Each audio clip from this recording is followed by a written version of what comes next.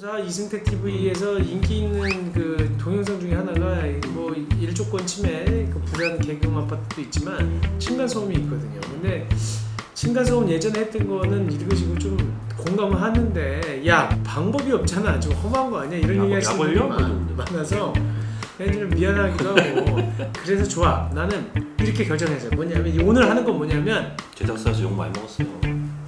네. 좋아, 실효성은 없고 그때 원론적인 얘기, 그러니까 우리가 이상적으로 그냥 서로 배려하자 참자 이런 얘기했죠. 이번엔 법에 어떻게 돼 있나, 내가 할 수 있는 모든 권리를 다 행사할 수 있는 방법을 정확하게 알려드리겠습니다. 정리. 이거는 그냥 바로 알려드릴게. 뭐 얘기할 것도 없어. 얘기할 거 많네. 또 잠깐 더 얘기를 하고 가게. 층간소음은 사람의 활동으로 인해 발생한 소음이야. 그렇기 때문에 아까 얘기했죠. 전편에서 얘기했던 개소음은 필요 없다. 여기서 알고 가셔야 되는 건, 여기서 아직까지도 규제하고 있는 건 개소음, 고양이 소음은 안 돼. 사람의 활동으로 인한 소음에 대해서만 규제를 하고 있고, 층간소음의 범위와 기준에 관한 규칙이 있어요. 그래서 직접 충격음, 뛰거나 걷는 동작, 그 다음에 공기전달음, 텔레비전 소리, 음향기, 노래 부르는 거, 이런 거에 대해서 지금 그 층간소음으로 규정을 하고 있다는 거야. 그 세탁기, 청소기 이런 것도 들어가죠? 그건 사람의 활동으로 인한 거잖아. 근데 이건 안 돼. 욕실이나 화장실, 배수로 인한 소음은 안 돼. 오줌 안 놓고 살아? 그러니까 이거 물 내릴 때마다 시끄럽다 그러면 이건 안 된다는 거지. 사력 있네, 저렇게까지 이렇게. 근데 이거는 그렇지. 사력 있네. 제가 사력 있는 거지. 아 그래요? 내가 정리한 거잖아. 그래서 층간소음에 대한 범위, 아까 얘기한 공동주택의 층간소음 범위와 기준에 대해서는 이렇게 기준이 돼 있어요. 직접 충격음 소음은 그 아까 제가 얘기 드린 것처럼 뛰거나 뭐 이렇게 충격하는 소음에 대해서는 일부 능가 소음들을 주간에 아침 6시부터 저녁 22시까지 43dB, 야간에 22시부터 아침 8시까지 38dB, 최고 소음도는 52dB를 정해놨어. 이 그 공동주택 층간소음에 대한 범위와 기준에 대한 규칙에서. 그 다음에 공기정달음, 이거는 5분간 등가소음도가 45에서 40이야. 주간 45, 야간 40. 야, 근데 공기전달음 소음은 5분 등가소음들 이 정도 내려면 걔 목 다신다 정말. 근데 이거는 그 정도로 막 그 텔레비전하고 음향기기를 크게 켜야 된다는 거지. 소리를 육성으로 내는 건 이렇게 못해. 뭔가 노래를 계속 부르지 않는 이상. 이거는 측정하는 방법도 있어요. 1분간 5분간 등가소음도는 측정한 값에서 가장 높은 값을 얘기하는 거고, 최고 소음도는 1시간에 3회 이상 초과하는 경우에 그 기준을 초과한 것을 보는 거야. 아시겠죠? 정확하게 이제 알고 계시고, 또 하나 법에 뭐라고 돼 있냐? 소음진동관리법에는 뭐라고 돼 있냐면, 층간소음에 대한 범위와 기준은 환경부와 국토부의 공동인 불용으로 정하는데, 그래서 층간소음 기준을 정해야 한다고 돼 있어. 아까 정한 거야. 그 다음에 또 하나 처벌할 수 있는 게 있어. 두 번째는 경범법 처벌법이 있어. 3조 1항 21호. 악기, 라디오, 텔레비전, 전축, 종, 확성기. 옛날에 종촌 나와 집에서. 종, 확성기, 전동기? 전동기 뭐 이런 믹서기 이런 거야 이거 옛날에. 전동기. 전기장치를 돌리는 소리지. 옛날에 믹서기 소음이 크고 하니까. 야, 이거 옛날 얘기야. 진짜 이 법 바꾸라 그래라. 이게 전축이 뭐냐, 전축이. 내가 창피하다. 소리를 지나치게 크게 내거나 큰 소리를 떠들거나 노래를 불러서 이웃을 시끄럽게 한 사람은 위반 시 10만 원 이하의 벌금, 구류, 과료를 매길 수 있다. 두 번째는 밤에 잠을 잘 수가 없어. 이거 이제 이사 가는 시 어떻게 하면 좋겠냐. 실제 제일 많은 얘기잖아요.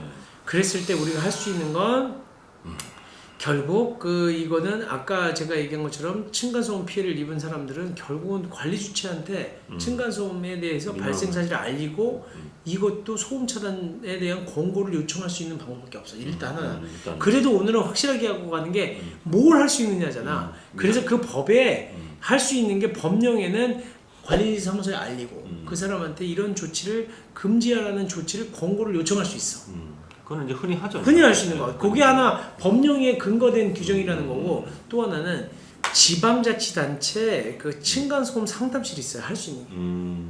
또 하나는 국가소음 정보 시스템 홈페이지에 접속해가지고 층간소음 이웃사회 센터에다가 전화하는 거예요. 신고하는 거야? 두 가지가 있어요. 일단 지자체별 층간소음 상담실과 국가소음 정보 시스템 홈페이지에 접속해서 noisinfo.or.kr 거기서 1661-2642 내 전화번호까지만 다 알려주라고. 여기다가 이웃사회 센터에 전화하는 거예요. 그래서 뭘 하느냐, 지자체별 층간소음 상담실에 전화를 하잖아요. 그럼 서울특별시는 뭐 이 서울 층간소음 상담실이 있고 경기도 광명시에는 무슨 갈등해소 지원센터 다 지역마다 있어. 여기다 전화하시면 돼. 그런데 이제 해주는 건 뒤에 공무예요. 어쨌든 전화할 수 있다는 거야. 상담받을 수 있어. 그 다음에 국가소음 정보 시스템 홈페이지에 들어가서 신청 예약하고 참여 의사 확인하고 그러면 이게 어떻게 해주냐면 여기가 근데 제일 나아. 이게 뭐냐면 와서. 층간소음 이웃사이센터가 제일 그나마 적극적이에요. 하면 뭐 해주냐면 상담하잖아? 그러면 상대 세대에다가도 상담해. 너 여기 협조할래?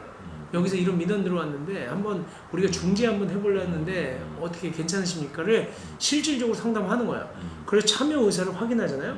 그럼 양세대를 다 방문해. 그래가지고 해결을 해. 그리고 좀 조율을 시켜. 설득도 시키고. 근데 안 되면 소음 세대, 그러니까 소음을 받는 세대 있잖아. 거기서 소음 측정을 해줘. 그래서 그 측정을 해. 그래서 아까 처음으로 돌아가서 여기에서 층간소음이 과연 기준에 적합한지 적합하지 않은지를 알려줘. 그러면 이걸 갖고 어디로 가느냐? 이걸 가지고 결국은 환경문제행 조정위원회로 갈 수 있는 거예요. 그 환경문제행 조정위원회나 공동주택관리 분쟁조정위원회에 신청하는 거예요. 신청을 하면은 그래서 공동주택관리 분쟁조정위원회 신청하면 양쪽을 불러서 분쟁조정을 해줘. 또 환경문제행 조정위원회로 가면 거기에서 그 재정이라고 하거든요. 그러니까 얼마를 물어줘라는 결정을 해줘. 돈도 싸. 여기는. 이렇게 할 수 있다는 거야. 그러니까 아까 제가 얘기한 것처럼 서로 양보하고 합의하는 게 제일 좋지만 안 될 때는 이거를 갖다가 관리주체가 알리면 관리주체가 관리사무소에서 공동주택관리법 20조 2항에 따라서 중단해라 소음 발생 그리고 또 소음 차단 조치를 하라고 권고할 수 있어. 그래도 말 안 들으면 아까 지방자치단체 층간 소음 상담실에다 전화하면 요거 알려줘. 이렇게 하라고. 그 다음에 이웃사이센터에다가 그 전화하면 양쪽에다가 물어가지고 소음 측정도 해줘. 그리고 나서 그게 안 돼. 그 자료 가지고 나중에 도저히 안 되면 이제 분쟁조정위원회로 가는 거야. 공동주택관리 분쟁조정위원회로 가고 환경분쟁조정위원회 조정 신청하는 거예요. 그럼 여기서 조정을 해줘. 그리고 또 금액까지 결정해서 얼마 물어주라고. 이렇게까지 할 수 있어요. 그러니까 주민들이 피해받는 분들이 갈 수 있는 거 확실하게 정리하는 거야. 다 얘기해주다. 그러면 좋다. 그럼 더 궁금해. 가면 어떻게까지 해줄 건데 그래서 그것까지 볼게요. 그래서 공동주택관리법 분쟁조정위원회 가면 이렇게 여기 분쟁조정 신청은 홈페이지를 통해서도 할 수 있고요. 우편 신청도 할 수 있어. 수입 인지를 붙이면 되는데 돈 얼마 안 들어. 그래서 조정 절차를 개시해서 그쪽 상대방한테 알려줘. 너 이런 거 들어왔는데 어떻게 할 거야? 그러면 그 답변 요청해서 의견 다 받고 그 다음에 합의해서 권고하게 한다고. 여기는 주로 권고를 하는 거야. 그래서 만약에 조정의 법적 효력이 생기는데 조정안을 수락하면 좋은데 이것이 끝나는 건데 그렇지 않으면 이거는 뭐 또 다시 소송을 통하거나 다른 방법을 택해야 돼. 이게 공동주택관리 분쟁조정위원회고 약간 그거보다 환경분쟁조정위원회는 거기보다 좀 강력해. 강력하네. 거긴 뭐냐면 중재도 해주고 재정도 해주고 조정도 해주고 알선도 해줘. 이건 아까 분쟁조정위원회, 공동주택관 분쟁조정위원회는 조정만 해주거든요. 얘네는 알선도 해주고 중재도 해줘. 근데 거기다 재정이 가장 강력해. 이 재정이 뭐냐면 책임 재정이라는 거거든. 그래서 이건 누구한테 책임이 있느냐? 당신 말이야 여기 시끄럽게 떠들었잖아. 소음 때문에 여기 내가 보니까 층간소음 이웃사이센터에서 측정한 자료 보니까 그 기준치를 넘었네. 그러면 300만 원 부과해. 그걸 하는 거야. 그래서 그거를 재정 결정을 내리면 그걸 안 내면 나중에 확정되잖아요. 과태료? 과태료 재정기라고 그래. 재정. 손해배상금을 정해주는 거야. 손해배상금을? 그러면 그거를 갖고 피해자한테? 그러면 그거를 납부를 안 하잖아요. 그러면 그거를 가지고 나중에 강제 집행도 할 수 있어. 대신 그거에 불복하잖아. 소음 낸 사람이 나는 이거 도저히 내가 이거 왜 해야 되는데 내가 왜 이거 환경분쟁조정위원회 결정 잘못됐어라고 그러면 60일 내에 채무 부전제 확인 소송을 낼 수 있어요. 법원에다가. 근데 그거 일종의 민사 소송 같은 거네요. 일종의. 그게 할 수 있어. 근데 똑같이 자기는 피해가 이거 500만 원 정도 되는 것 같은데 한 100만 원밖에 안 했어. 그러면 피해 입은 사람이 그거 똑같이 60일 내에 재정 결정문을 송달받은 날로부터 60일 이내에 손해배상 청구 소송을 또 제기할 수 있어. 이걸 불복해서. 그렇게 되면 다시 민사소송으로 가요. 근데 민사소송으로 가면 어떻게 되느냐? 그건 제가 옛날에 얘기한 것처럼 실효성이 별로 없어. 그래서 그 크게 뭐 배상을 받기는 어려워도 일단 환경분쟁조정위원회에다 분쟁조정 신청하는 게 어떻게 보면 제일 편하고 확실한 방법일 수도 있어요. 근데 어쨌든 일종의 민사 배상을 받을 수 있는 그 여지가 있는 부분인데 있죠. 그런 소송까지 가게 되면 어쨌든 상대방 그 가해자한테 어떤 부담을 크게 줄 수 있겠네요. 그렇죠. 부담도 줄 수 그래서 있는 거지. 어떻게 보면 해결될 수도 있겠죠. 사실은 바로 민사소송을 제기하면 내가 제기해야 되니까 음. 변호사 또 선임하거나 아니면 자기가 또 우리 거 도사 TV 보고 조정 뭐 지급명령 신청법 뭐 도사 소장 신청법 다 보고 해야 되지만 힘들잖아. 근데 제일 쉬운 건 이웃사이 센터에다가 얘기해서 소음 측정한 다음에 그걸 가지고 환경분쟁 조정위원회에다 재정 신청을 하면 재정 금액이 나와. 나오면 그 다음에 상대방이 힘들잖아 어쨌든. 그럼 그게 주기 싫으면 어떻게 해야 돼? 민사소송까지 본인이 해야 되니까 피해 가해자는 부담이 굉장히 큰 거죠. 근데 이거에 딱 하나의 문제점이 뭐냐면 층간소음 이웃사이 센터 전화하면 그 소음 측정하는데 6개월 걸려. 최소. 그러니까 너무 오래 걸려. 왜냐하면 층간소음 분쟁이 너무 많으니까.